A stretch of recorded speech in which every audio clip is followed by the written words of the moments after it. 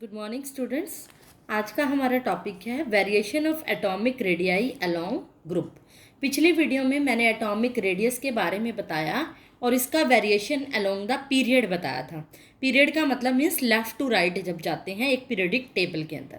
आज हम पढ़ेंगे कि अलोंग द ग्रुप। ग्रुप का मतलब जब हम टॉप टू बॉटम जाते हैं, मतलब पीरियडिक टेबल में ऊपर से नीचे डाउन जाते हैं, तब हमें एटॉमिक रेडियस का वेरिएशन कैसा नज़र आता है। कल एक बात मैंने बताई थी कि इनऑर्गेनिक के अंदर जो वेरिएशन होता है मीन्स पीरियडिक टेबल का जो कोई भी डाटा होता है, कोई भी क्वांटिटी का, कोई भी जो फिजिकल टर्म है, रेडियस है, एंथैल्पी है, कोई भी जो टर्म है, उनका जो डाटा होता है वो एक्सपेरिमेंटली देखा जाता है। एक्सपेरिमेंट से हम देखते हैं कि वो ऊपर से नीचे जाते टाइम, लेफ़्ट टू राइट जाते टाइम बढ़ता है या घटता है। और एक्सपेरिमेंट को देख के, रिजल्ट को देख के हम अपना रूल बताते हैं कि ये बढ़ रहा है। हमने देख लिया पिछले में, जैसे पीरियड में ग्राफ के अकॉर्डिंग देख लिया आपने, पहले बढ़ रहा है फिर घट रहा है, लेकिन फिर उसके बाद हमने अपना रूल लगाया था। तो इनऑर्गेनिक में यही चलता है, पहले हम एक्सपेरिमेंट को देखते हैं, उसके अकॉर्डिंग अपना रूल लगाते हैं कि ऐसा क्यों हुआ। तो अब हम टॉप टू बॉटम यानी ग्रुप वाइज जब हमने देखा, किसी भी ग्रुप की स्टडी हम कर सकते हैं। ऐसा मैं मान के चलती हूँ, किसी भी एक ग्रुप के एलिमेंट को मैंने ले लिया, लिथियम को ले लिया मैंने। लिथियम का जो ग्रुप है, डाउन द वार्ड जाए लिथियम से डाउन एलिमेंट, तो उसके जो एलिमेंट थे वो sodium, potassium, rubidium and caesium है। तो डाउन द ग्रुप गई जब मैं, तो मैंने देखा कि इसका जो एटॉमिक रेडियस का जो डाटा था कुछ ऐसा था, 152, फिर 186, 231, 244, 262। मीन डाउन द ग्रुप जाने पर, लिथियम टू सीजियम जाने पर मैंने देखा कि एटॉमिक जो रेडियस था वो इंक्रीज हो रहा था। मैंने ऐसा देखा, तो इस पे मैं अपना कंक्लूजन निकालूंगी और ये मैं खुद बताऊंगी अपनी वर्डिंग में। अगर पूछे ना वेरिएशन अलोंग पीरियड बताओ, तो आप बताओगे कि इसका डाउन द ग्रुप जब जाते हैं तो साइज क्या होता है, इंक्रीज होता है।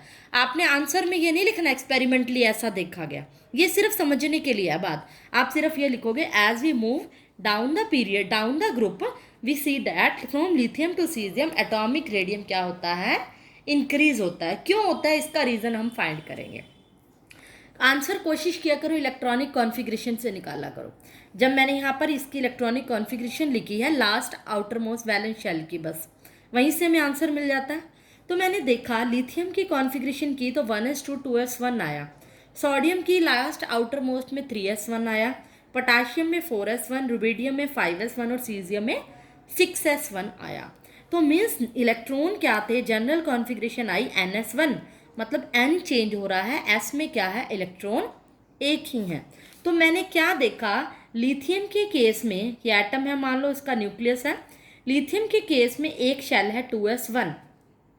और जब मैं सोडियम की तरफ गई तो सोडियम में मैंने क्या देखा, 2 और ये मान लो 3s1, यानी एक शेल बढ़ जाता है, एक शेल ये 2 है, ये प्रिंसिपल क्वांटम नंबर क्या हो रहा है, बढ़ रहा है। मैंने ये कंक्लूजन देखा। फिर पोटाशियम में आई 4 हो रहा है, मतलब एक शेल और बढ़ रहा है, 3 से क्या हो गया, 4s1 हो गया। इसी तरह अगर मैं रुबीडियम में आई तो 5s, एक शेल और बढ़ गया, इस तरह से साइज बढ़ रहा है। और 6s1 सीजियम में और ज़्यादा बढ़ रहा है। तो मीन्स जैसे ही लिथियम से सीजियम की तरफ जली तो मैंने देखा न्यूक्लियस से आउटर मोस्ट शेल का जो डिस्टेंस है ये क्या है, बढ़ रहा है।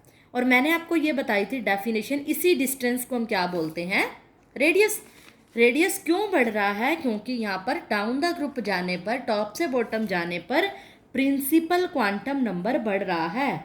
जब हम इसकी कॉन्फ़िगरेशन करते हैं तो प्रिंसिपल क्वांटम नंबर यानी स्मॉल n की वैल्यू बढ़ रही है, जिससे नंबर ऑफ शेल्स बढ़ रहे हैं। पहले एक शेल, फिर 2 शेल, फिर 3 शेल, इसलिए नंबर ऑफ शेल्स बढ़ रहे हैं। नंबर ऑफ शेल्स बढ़ने से distance between nucleus and outer most electron, बाहर वाले इलेक्ट्रॉन का और न्यूक्लियस के बीच का जो डिस्टेंस है वो भी बढ़ रहा है। और डिस्टेंस को ही हम रेडियस कहते हैं, इसीलिए हम कहेंगे कि एटॉमिक रेडियस भी बढ़ रहा है। तो ये बात हमारी एक्सपेरिमेंटली हमारा क्या है, प्रूव हो गई कि नंबर ऑफ शेल्स बढ़ने से, डिस्टेंस बढ़ने से रेडियस बढ़ रहा है।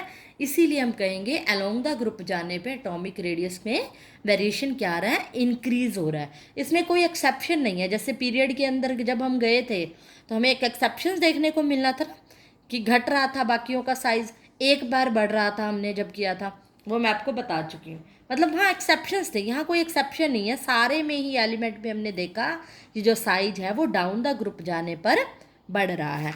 ऐसा ही किसी और ग्रुप के बारे में भी एक्सपेरिमेंटल देखा, जैसे हेलोजन को देखो, फ्लोरीन, क्लोरीन, ब्रोमीन, आयोडीन, तो वहाँ भी डाउन द ग्रुप गए तो साइज क्या हुआ, इंक्रीज हुआ। तो कंसेप्ट दोनों में सब में क्या लगेगा, सेम लगेगा एटॉमिक रेडियस का।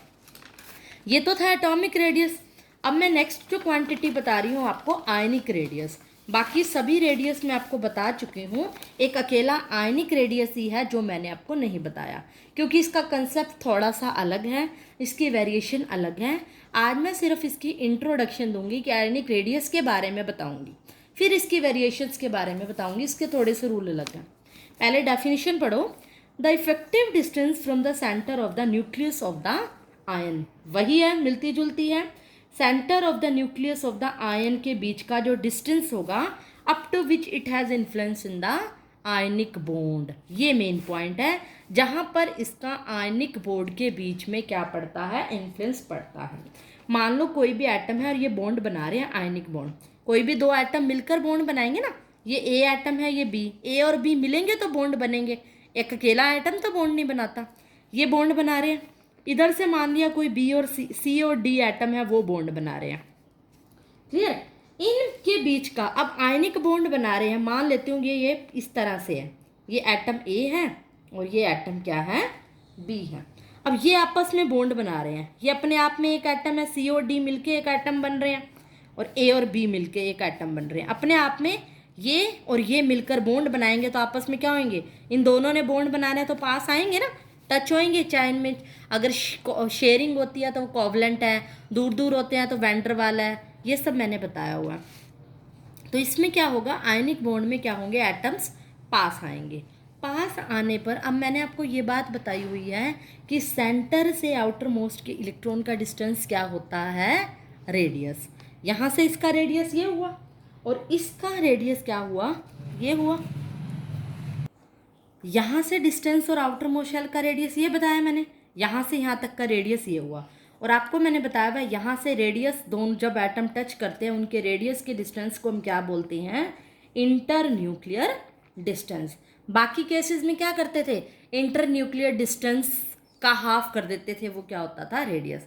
लेकिन इस केस में क्या होता है, distance of the centre of the nucleus ion, जहां पर इसका आयनिक बॉन्ड में प्रभाव पड़ता है, मतलब इन दोनों का जो सम होगा, यानी इंटर न्यूक्लियर डिस्टेंस, यहाँ पर क्या हुआ, रेडियस ऑफ कैटायन, मान लेते हैं कोई ये एटम एक कैटायन है, प्लस में रेडियस ऑफ एनायन, दोनों का रेडियस का जो सम होता है वो होता है इंटर न्यूक्लियर डिस्टेंस। तो ये होता है हमारा आयनिक रेडियस। यहाँ पर आयनिक रेडियस किसके इक्वल बनता है, कैसे बनता है, कि जब हम इंटर न्यूक्लियर डिस्टेंस निकालते हैं, वही इंटर न्यूक्लियर डिस्टेंस का हाफ कर दोगे तो रेडियस बन जाता है, हमें पता है। बट यहाँ पर हमें ये पता होना चाहिए कि इंटर न्यूक्लियर डिस्टेंस क्या होता है, रेडियस ऑफ कैटायन प्लस में रेडियस ऑफ एनायन। ये मान लो कोई कैटायन है और ये एनायन है, ये बात आपको पता होनी चाहिए कि कैटायन कैसे बनते हैं, एनायन कैसे बनते हैं, 10th क्लास में भी सीखा है, सिर्फ ये बेसिक बता रही हूँ कि कैटायन कोई भी आयंस जो बॉन्ड बनाता है वो कैसे बनाता है, जब कोई भी एटम जो है लूज ऑफ इलेक्ट्रॉन्स करता है, इलेक्ट्रॉन को लूज कर देता है, और तब उस पर चार्ज कौन सा आता है, पॉजिटिव। जैसे सोडियम है, सोडियम का एटॉमिक नंबर 11, कॉन्फ़िगरेशन करो सिंपल जो आपने 10th क्लास में सीखी है, 281। अब इसके में हम क्या देखते हैं, वैलेंस शेल में 4 से कम है तो ये दे देता है, इसमें 4 से कम है तो ये लूज करता है, ये लूज करता है इलेक्ट्रॉन, तो क्या बनता है, इस पर प्लस चार्ज आता है, Na पॉजिटिव प्लस इलेक्ट्रॉन इसने दिया है, देता है तो ये दानी है तो इसके ऊपर प्लस चार्ज है, तो ये क्या बनाता है, कैटायन। एनायन कैसे बनता है, गेन ऑफ इलेक्ट्रॉन से, ये बात भी आपने पढ़ी है कि कोई इलेक्ट्रॉन गेन करता है, जैसे क्लोरीन है, क्लोरीन का एटॉमिक नंबर 17, 287, वैलेंस शेल में कितने हैं, 4 से ऊपर है तो इलेक्ट्रॉन लेगा, एक इलेक्ट्रॉन लेता है तो उसके ऊपर चार्ज कैसा आता है, नेगेटिव। लिया तो कर्जा चढ़ता है तो साइन नेगेटिव आता है, तो यहाँ पर साइन कैसा आया, गेन ऑफ इलेक्ट्रॉन की वजह से नेगेटिव। ये सिर्फ मैंने 10th की बातें रिवाइज करवाई हैं कि कैटायन और एनायन कैसे बनता है। By the loss of electron we obtain cation and by the gain of electron we obtain anion. ये सब आयनिक रेडियस की डेफिनेशन, कैटायन एनायन कैसे बनते हैं, एक बार आप सिर्फ ये बेसिक समझो, कल मैं इसकी वेरिएशंस के बारे में आपको बताऊंगी। That's all for today.